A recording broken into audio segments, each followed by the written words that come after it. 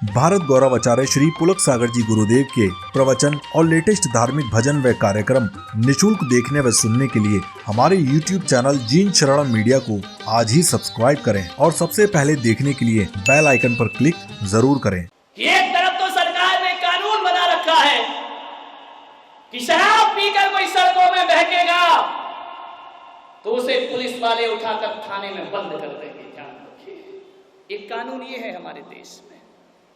और दूसरी तरफ यही अंधी सरकार शराब की लाइसेंस देती है, शराब के ठेके देती है। अब जाकर के पूछो दिल्ली दरबार से कि यदि शराब के धड़ल्ले से आप ठेके देंगे, लाइसेंस देंगे, तो पीने वाले खरीद के शराब पिएंगे, नहीं तो क्या नाली में डालेंगे?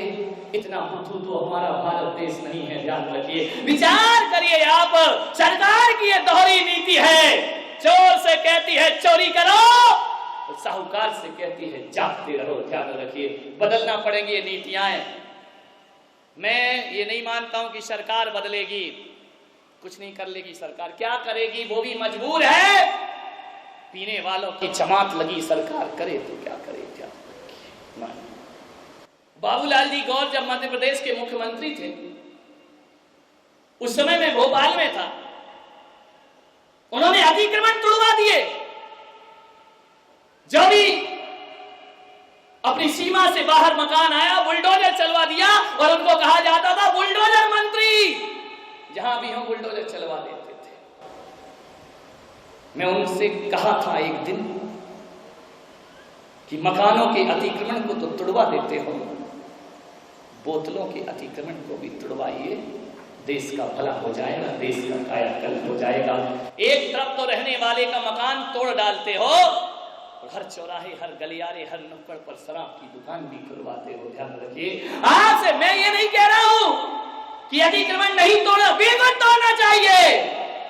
राजाज्ञा के विरुद्ध कोई भी काम हमें नहीं करना चाहिए। जिस राष्ट्र में रहते हैं, जिस देश में रहते हैं, राजा के अनुशासन में रहना हमारा फर्ज और दायित्व बना करता है। ध्यान रखिए, सीमाओं का उल्लंघन करोगे टूटेंगे। लेकिन मैं आपसे कहता हूं, कोई मंत्री अतिक्रमण तोड़वाता है तो तुम सब मिलके भी तो कोई मैखाने तोड़वा सकते हो, शराब की दुकानें बंद करा सकते हो। अरे जब शराब बिकेगी नहीं तो पिएगा कौन? और यदि सारे लोग शराब पीना ही छोड़ देंगे तो फिर बेचेगा कौन? ध्यान, गलती दोनों तरफ से है। सरकार की भी गलती है और नागरिक की भी बहुत बड़ी गलती है। क्या हो गया मेरे देश को? जिस देश में गंगा बहती है, हम उस देश के वासी हैं। गंगा इस देश की लाइफ लाइन है मेरे भाई। मेरे देश की पवित्र गंगा।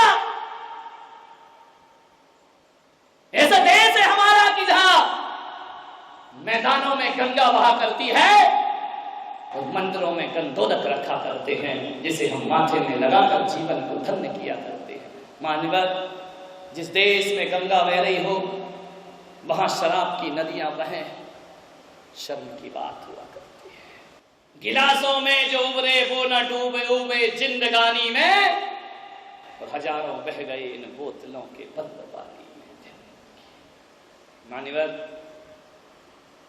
एक शराबी शराब पी रहा था, मुझे मिल गया।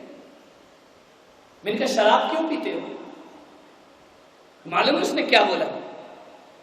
मुझे पीने का शौक नहीं। शर्माओ मत, आता है। ध्यान रखिए, पीता हूं गम भुलाने को। मैंने कहा पागल, एक बात बता, शराब पीने से तू गम भूल जाता है? बोले हाँ महाराज, जितनी देर नशा रहता है उतनी देर तो भूल ही जाता हूं। मैंने कहा पागल, तू तो थोड़ी देर को अपना गम भूल जाता है, मगर याद रख, जिंदगी भर को तेरा परिवार गम में डूब जाता है। ध्यान रखिए, अपने थोड़े से गम को भुलाने के लिए पूरे समाज को, पूरे परिवार को गम में डुबो देना, इनका ये कोई नीति की बात नहीं हुआ करती है, ये न्याय की बात नहीं है, ये अन्याय है। हम क्षणिक शौक के लिए पूरे परिवार को तबाह करते हैं। मैंने कहा एक काम कर, गम भुलाना है ना, आज से गाना गाना बंद कर दे कि पीता हूं गम बुलाने को, शराब पीने से गम नहीं भूलेगा, लेकिन मैं कहूंगा गंगा में नहा ले, गंदोदक माथे से लगा ले, गंगा में नहाएगा तो चंगा हो जाएगा, और शराब में नहाएगा तो भिखमंगा हो जाएगा। ध्यान रखिए, तेरे खाने के भी लाले, पर गंगा में डुबकी लगा लो, गम मिट जाएंगे आपके, गंदोदक माथे पर चढ़ा लो, गम मिट जाएंगे आपके। लेकिन शराब ओंठों से लगाओगे, जिंदगी भर गम तुम्हारा पीछा नहीं। सुराज सुंदरी के शौकीन जीवन के अंत समय में कुत्ते की मौत मरा करते हैं। ध्यान रखिए, तो मैं आपसे कह रहा हूं, मैं बस बात आपसे कहने जा रहा हूं, मेरी अपेक्षा है, मेरी भावना है कि तुम कुत्ते की मौत ना मरो। तुम जब भी मरो इस दुनिया से जाओ तो कुत्ते की मौत नहीं, एक संत की मौत दुनिया से विदा हो, तुम्हारा मानव जीवन पाना सार्थक और सफल हो जाए। लोग कहते हैं विश्व में शांति हो, क्या होता है विश्व? लोग कहते हैं राष्ट्र में शांति हो, समाज में शांति हो। किसे कहते हैं राष्ट्र, किसे कहते हैं विश्व? विश्व कोई सामान है, विश्व कोई पदार्थ है? ध्यान रखना, एक एक आदमी विश्व हुआ करता है और एक एक आदमी राष्ट्र हुआ करता है। एक एक आदमी के जीवन से यदि व्यसन निकल जाए तो ध्यान रखना, वो आदमी की शांति नहीं, वो पूरे विश्व और राष्ट्र की शांति हुआ करती है। हम ही तो विश्व है मेरे भाई, हम ही तो संसार है मेरे भाई, हमसे ही तो विश्व बना है, हमसे ही तो दुनिया बनी है। और किस विश्व की शांति चाहते हो? अपने मन में शांति पैदा करो। जो अपने मन में शांति पैदा करके अपने मन को पवित्र कर लेता है, उस राष्ट्र और विश्व को पवित्र होने में भी ज्यादा देर। अपने आप को देखो मान्यवर, शराब पूरे परिवार को तबाह करती है, पीता एक है, दुर्दशा पूरे परिवार की होती है। एक आदमी को मैं जानता हूं, मैं एक बार जेल गया, एक दिन के लिए प्रवचन करने, और कुछ मत लगाओ अर्थ कि मैंने कोई कांड किया इसलिए जेल गया। हर शहर में जाता हूं, प्रवचन करने गया, उपदेश देने गया। मेरे प्रवचन के बाद मैंने क्या देखा कि एक कैदी एक पेड़ के नीचे बैठा आंसू लुढ़का रहा है। मेरा वहां से गुजरना हुआ, मेरी निगाहें पड़ी उस पर, मैंने जाकर उसके सिर पे हाथ रखा। मैंने कहा मेरे भाई रोते क्यों? बोले महाराज मैं इसलिए रो रहा हूं कि 8 दिन बाद मेरी सजा पूरी हो रही है। 20 साल की सजा गुजार ली मैंने, अब मैं बाहर निकल रहा हूं, इसलिए मेरी आंख से आंसू आ रहे हैं। मैंने कहा पागल, बाहर निकलते समय तो हर कैदी खुश होता है, पिंजरे से बाहर आता है, पक्षी आनंद में डूबता है। उसने मेरे पैर पकड़े, आंसुओं से पैर धो दिए कि महाराज चाहे कुछ भी करो, जेलर साहब से बोलकर मेरी सजा माफ मत करवाओ, मेरी सजा पूरी मत करवाओ। जितने दिन भी मैं जीना चाहता हूं इसी जेल के भीतर जीना चाहता हूं। मैंने कहा अजीब आदमी है। अधीक्षक साहब मेरे साथ चल रहे थे, मैंने कहा ये कैसा अजीब कैदी है, ये कहता है मुझे बाहर नहीं जाना है, मुझे यही रहना है, और मेरी सजा पूरे होते ही जेलर साहब मुझे जेल से बाहर कर देंगे। मैं बाहर नहीं जाना चाहता महाराज। इनका वजह क्या है? जेलर ने कहा कि वो टूटा हुआ आदमी है महाराज, ये बाहर की दुनिया में प्रवेश नहीं करना चाहता है। मैंने उसके जख्मों पर मलहम लगाने का प्रयास किया। मैंने कहा बता भाई तुझे क्या तकलीफ है, एक बात तो बता दे, क्या वजह थी जो तू इस जेल के भीतर अपनी जिंदगी गुजार रहा है? ये 20 साल गुजार दिए तूने, बोले महाराज मेरा भी एक परिवार था, एक बहुत अच्छी पत्नी थी, मेरे बच्चे थे, लेकिन महाराज ऐसे लोगों की संगति में मैं पड़ गया कि ऐसे चंद लोगों ने मेरा पूरा परिवार तहस नहस कर दिया। ऐसे लोग इस समाज में हैं जो मुझे गलत राह पर ले गए। मैं कभी शराब नहीं पीता था, उन्होंने मुझे शराब पीना सिखा दी। महाराज ऐसी लत लगी कि जैसे जैसे मैं शराब के घूंट पीता वैसे वैसे मेरी पत्नी आंखों से आंसू की धारा बहाती, मेरे बच्चे रोते, मेरे माँ बाप का सिर शर्मिंदगी से झुक जाता कि तू ये क्या करने लगा, इतना अच्छा हमारा लड़का। रोज रोती मेरी पत्नी और धीरे धीरे उस पत्नी मजबूर पड़ी। अब वो आंसू नहीं बहाती, अब मुझसे संघर्ष करती, मुझसे विरोध करती। 1 साल हुआ, 2 साल हुआ, आए दिन झगड़ा होता, घर में कलह होती। पत्नी ने कहा मैं सुसाइड कर लूंगी, लेकिन तुम शराबी के साथ अपनी जिंदगी नहीं गुजार सकती है। लेकिन जब जब मेरी पत्नी ने आत्महत्या की और कदम बढ़ाया, मेरे 2 छोटे छोटे बच्चों को देखकर वो लाचार रुक जाती थी कि बाप शराब पीता है और मैं भी ना रहूंगी, क्या होगा इस औलाद का।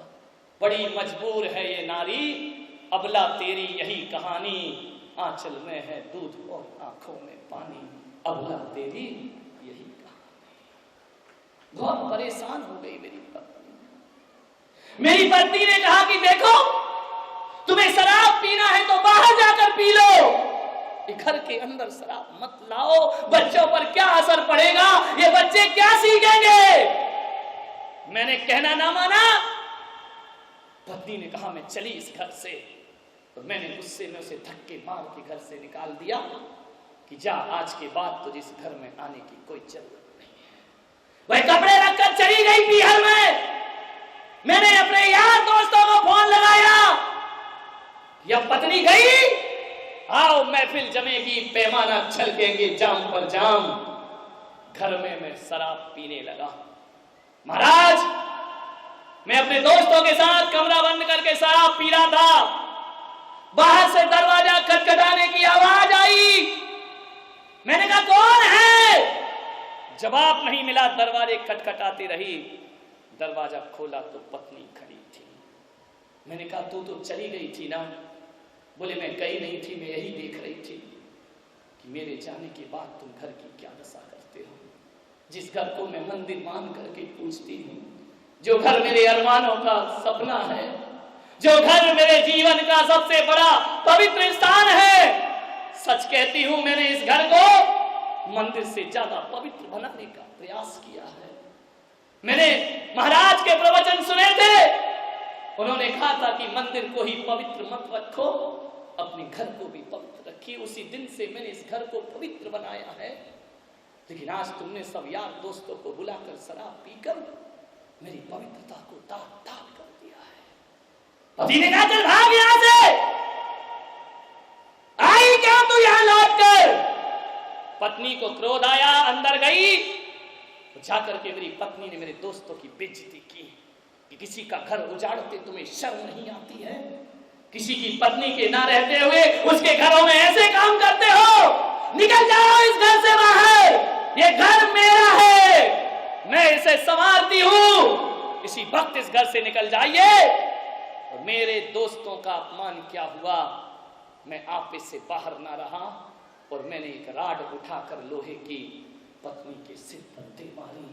पत्नी चीखी, बेहोश हुई, खून की धार लगी और मेरे सामने देखते देखते मेरी पत्नी ने प्राणों का त्याग कर दिया। महाराज एक शराब ने मेरा जीवन बर्बाद कर दिया, एक शराब ने मेरे घर को नाश कर दिया। मेरे बच्चे चीखते रहे, बिलखते रहे, क्रोध में मुझे नशे में कुछ ना दिखा, मैंने बच्चों को उठा के फेंक दिया। पत्नी का संस्कार हुआ, पुलिस आई, हथकड़ी डालकर मुझे ले गई। हत्या के आरोप में बच्चों को अनाथ आश्रम में डाल दिया गया। सोचिए मान्यवर, एक बोतल का थोड़ा सा शौक एक नशे ने कैसा हंसता खेलता घर उजाड़ के रख दिया। तो मैंने कहा अब तुम बच्चे बड़े हो गए होंगे 20 साल के, कभी मिलने आते हैं? वो एक बार भी मिलने नहीं आए मुझसे। अब तो थोड़ा काम करने लगे हैं, नौकरी करने लगे हैं। मैंने उन बच्चों को एक संदेश भेजा कि मेरे बच्चों मुझे माफ करो, मेरी सजा पूर्ण हो गई, अब मैं अपना जीवन सुधार कर तुम्हारे पास आ रहा हूं। दुख तो इस बात का है महाराज कि जिसके हाथ संदेश भेजा उसके हाथ बच्चों ने कहलवाया कि हम ऐसे बाप के बेटे कहलाना नहीं चाहते हैं जिसने हमारी मां की हत्या अपने हाथों से की। जाओ हमारे बाप से कहना कि हम बिना बाप के औलाद रहेंगे, हम अपनी दम पर अच्छे बने हैं, हम हत्यारे बाप की औलाद कहलाना पसंद नहीं करते हैं। और कह देना कि हम तुम्हें देखना भी पसंद नहीं करते हैं, आपको कोई जरूरत नहीं है हमारे घर में पैर रखने की। ऐसे कुल खाती बाप का हम करेंगे क्या? और जब बाप की जरूरत थी तब बाप जेल चला गया, और जब 20 साल के हो गए तब ये बाप को याद आया कि मेरी औलाद है। अरे ऐसे निकम्मे बापों से हमें कोई मतलब नहीं है, ध्यान रखिए। मान्यवर, यदि आप शराब पीते हैं, नशा करते हैं, तो घटना आपके घर कभी भी घट सकती है, ध्यान रखिए। इसे एक कोरी किस्से कहानी मत समझो। उसने कहा महाराज अब मैं बाहर निकल के क्या करूंगा, 20 साल से निकम्मा बैठा हूं। औलाद ने कहा हम तुम्हारा मुंह भी देखना पसंद नहीं करेंगे, एक कृपा करा दो महाराज, मेरी सजा बढ़वा दो। और सजा नहीं बढ़ती है, अब तो जीने की तमन्ना ही खत्म हो गई है। बाहर जाके करूंगा क्या, किसके घर जाऊंगा, कौन मुझे इज्जत देगा, कौन इस हत्यारे को अपने घर में रखेगा? मुझे फांसी की सजा दिलवा दो महाराज, मैं जीना नहीं चाहता। मान्यवर, एक नशा जीवन को किस तरह से बर्बाद करता है। अरे हम तो साधारण लोग हैं, यदि व्यसन की लत पांडवों को भी लग जाती है तो द्रौपदी भी दांव पर हाथ दी जाती है, ध्यान रखना।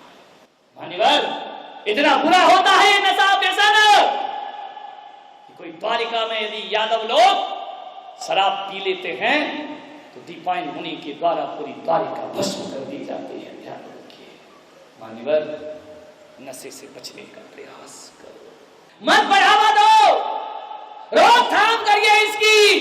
आप माँ बाप हैं, यदि आप अपने कोई नशा नहीं करो तो बच्चों पर भी ध्यान रखो कि उनके हाथ में कोई भी नशा नहीं आना चाहिए। ध्यान, जिंदगी को बर्बाद करती है ये शराब।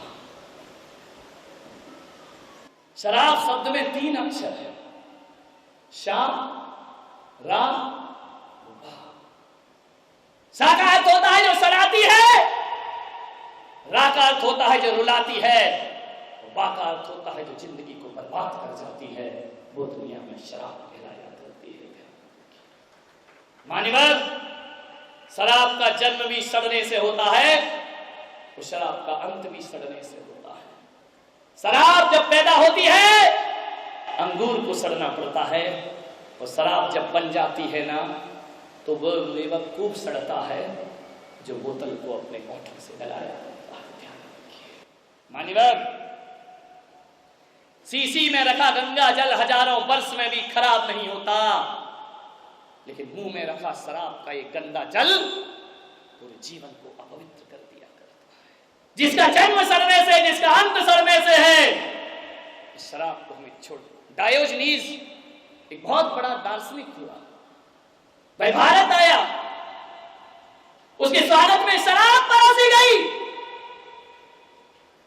अरे गंगा जल परोसते, भारत का अमृत परोसते, पंचामृत परोसते, शराब परोसी गई। दत्त की विचार करिए, डायोजनीज को आमंत्रित किया, शराब परोसी, महंगी शराब बुलाई गई।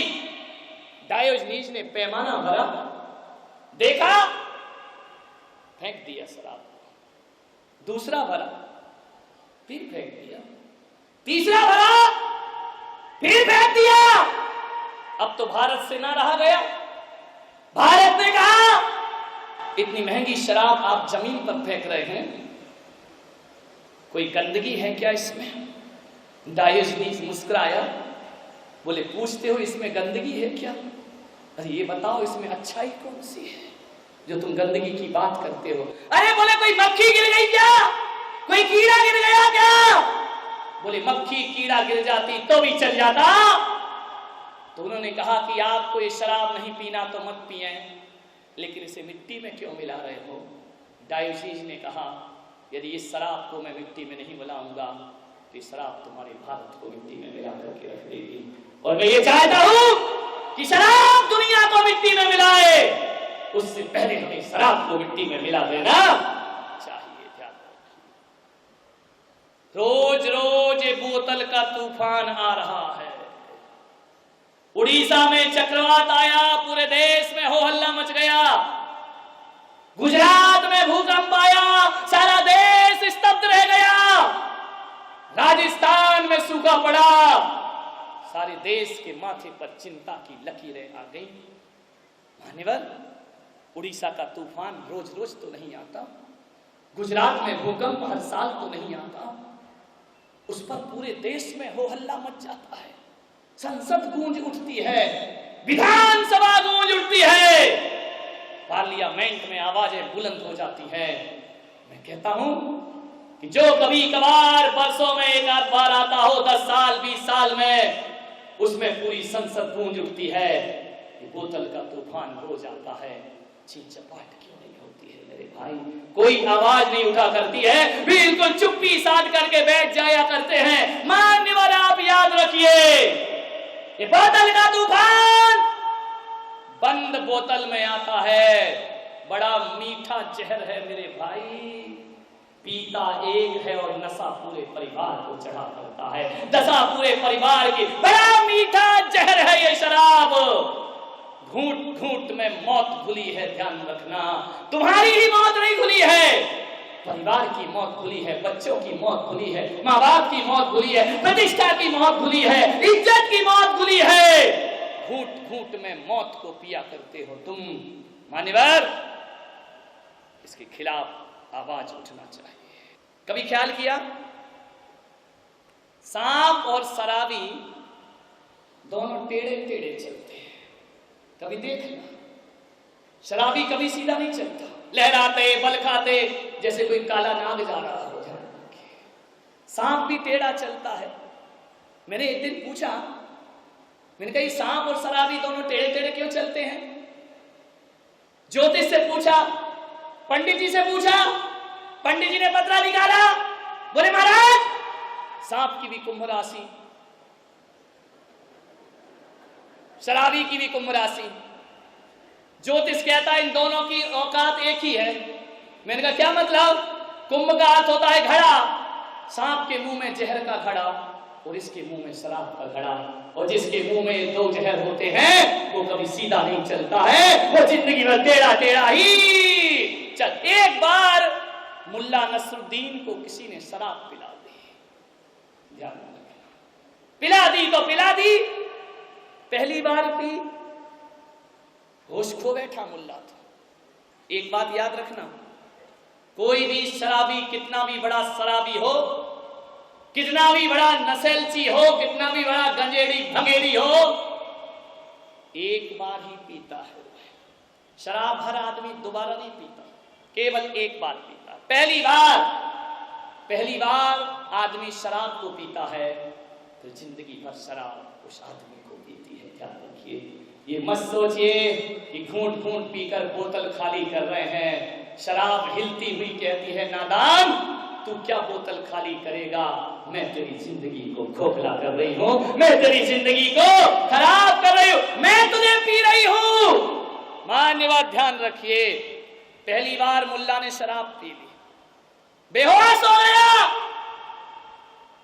और एक बात और ध्यान रखना, लोग कहते हैं कि नशा करने के बाद आदमी बेहोश होता है, लेकिन मैं पुलक सागर कहता हूं बेहोश आदमी ही जिंदगी में नशा किया करता है। होश में जीने वाला कभी नशा नहीं करता है। जो बेहोशी की अरे बेहोश लोग नहीं है तो क्या है? सिगरेट के पैकेट में स्पष्ट लिखा है नैतिक चेतावनी, सिगरेट पीना स्वास्थ्य के लिए हानिकारक है। उसके बाद भी आदमी पिए तो बोलो वो होश में है या बेहोश में है, विचार करिए। बनाने वाली फैक्ट्री कह रही है गुटखा के पाउच में बिच्छू बना हुआ है। मैंने देखा विमल गुटखा बिच्छू बना, मैंने कहा ये बिच्छू क्या बना है? बोले बिच्छू एक बार डंक मारता है, ये जिंदगी भर डंक मारेगा, ध्यान रखना। और इसका चढ़ा हुआ जहर कभी उतरने वाला नहीं। और स्पष्ट लिखा है उस गुटके में कि सावधान, तंबाकू कैंसर का कारण होती है। उसके बाद भी आदमी खा रहा है। अब इससे बड़ा दुर्बुद्धि आदमी दुनिया में दूसरा नहीं हो सकता है। कौन कहता है कि नशे के बाद आदमी बेहोश होता है? मैं कहता हूं कि बेहोश आदमी ही जिंदगी में नशा किया करता है। किसी का कोई इज्जत लूटता है तो वो बेहोशी है हवस की। किसी का कोई घर लूटता है तो वह हवस है धन कमाने की। ज्यादा हवस में जियोगे तो इस देश में अपराधों को बढ़ावा मिलते जाएगा। पीली शराब, मुल्ला शराब पी के चला सड़कों पर, इतना तो होश रहता है शराबी को कि बेटा 20 सड़क पे मत चलना। ध्यान रखना, बिना पिए वाला 20 सड़क पे चल लेगा, लेकिन ये दरुआ लोग,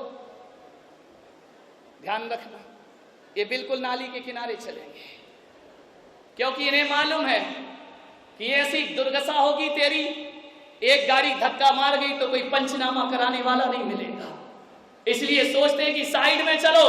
इतना होश शराबी भी रखता है। मुल्ला ने पी ली शराब, और शराब पी तो सड़क के किनारे एक नाली होती है। हिंदुस्तान है, यहाँ कुछ ढका नहीं है, यहाँ सब ओपन चलता है। ध्यान रखिए, गटर के ढक्कन नहीं लगे हैं, विचार करो, सोचना है।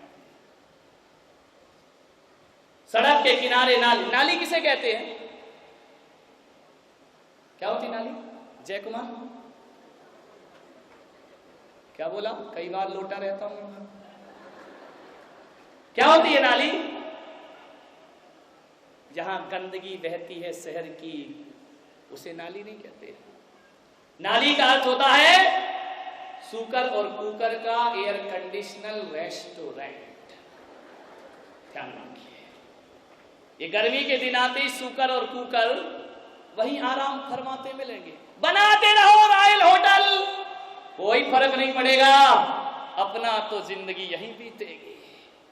ध्यान रखिए, सूकर और कुकर का रेस्टोरेंट। मुल्ला ने शराब पिया और छपाक से नाली में गिरा। सूकर और कुकर शॉपिंग करने गए थे, सीजन था शादी बारात का, इस कनात से मुंह डालना, उस कनात से मुंह डालना। जहां गए वहीं दो बड़े लौट के आए, धंधा बिगड़ गया। जैसे ही आए, अरे बोले भाई अपनी महफिल में आदमी VIP मुख्य अतिथि, अपन इसकी महफिल में गए, डंडे मार के भगाया। ये आदमी अपनी सभ्यता भूल गया, हम अपनी सभ्यता नहीं भूलेंगे। सूकर ने कहा काय की सभ्यता रे कुकर भाई? बोले अतिथि देवो भव। समझ गए क्या? ऐसी बातें आपको डायरेक्ट समझ में आती है। तो सूकर ने कहा हम क्या करें, कहां से माला लाएं, कहां से शाल लाएं? बोले पागल, तूने शास्त्र नहीं पढ़े? बोले क्या मतलब? शास्त्रों में लिखा है जिसकी जो हैसियत हो उससे स्वागत करे, अतिथि का स्वागत जरूर करे। तो सूकर ने कहा भाई कुकर तू पहले कर। समझ गए क्या? कुकर उतरा नीचे नाली में। और एक बात याद रखना, शराबी जब गिरता है ना नाली में तो मुंह खुला का खुला ही रह जाता है। ये प्रैक्टिकली चीजें बता रहा हूं मैं। मुंह बिल्कुल खुला का खुला, और कुत्ता बिना सूंघे कुछ नहीं करता। उसने जाके जैसे मुंह में मुंह लगाया, बोले तेरे की नाले, जिसे मैं नहीं पीता उसे तू पी रहा है, कुत्ते से भी बदतर तेरी जिंदगी। ले बेटा, जब तू शराब पी सकता है तो ये भी पी। तीन पांव धरणी धरे, एक पांव आकाश। ध्यान रखना, देखना कभी कुकर को। तीन पांव धरणी धरे, एक पांव आकाश, और बिन बिजली बिन बाजना बरसे मूसलधार, बरसे मूसलाधार। ना बादल गरजते हैं, ना बिजली चमकती है, मूसलाधार बारिश। और जैसे ही मुंह में गई, मधुरम मधुरम, शराबी के मुंह से निकला। मुझे लगा यार ये आदमी मधुरम मधुरम क्यों कह रहा है। उस दिन मुझे पता लगा कि शराब के स्वाद में और कुत्ते की पेशाब के स्वाद में ज्यादा अंतर नहीं होगा, क्योंकि मैं तो जानता ही नहीं शराब का स्वाद क्या होता है। आप तो जानते हैं बड़े अच्छे से। तो शायद जो औकात कुत्ते की पेशाब की है, वही औकात दुनिया में शराब की होना चाहिए, वरना किसी शराबी के मुंह से मधुरम। आगे और घटना घटी, मधुरम मधुरम ही नहीं कहा, बोले यार मजा आ गया, अच्छे दिन आ गए। समझ गए क्या? बुरे दिन गए। बोले क्या अच्छे दिन आ गए? सूकर ने कहा। बोले यार पहले शराब लो तो नमकीन अलग से लेना पड़ता था। समझ गए क्या? अब तो इसी में मिलके चला आ रहा है फैक्ट्री की अच्छे दिन आ गए क्या? बोले नमकीन मिला के बेच रहे हैं, एक झंझट मिटा, शराब की शराब पियो और नमकीन का स्वाद भी। अब मुझे नहीं मालूम कि नमकीन क्या होता है, नमकीन तो मालूम है, लेकिन स्वाद क्या होता है और शराब के साथ क्या मजा होता है, कभी मुल्ला नसरुद्दीन मिले तो उससे पूछना है।